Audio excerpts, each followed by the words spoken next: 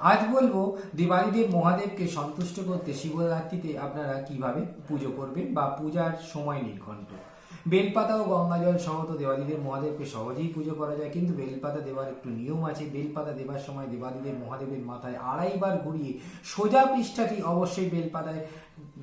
পৃষ্ঠাটি অবশ্যই দেবাদিদেব মহাদেবের মাথায় অর্পণ করুন।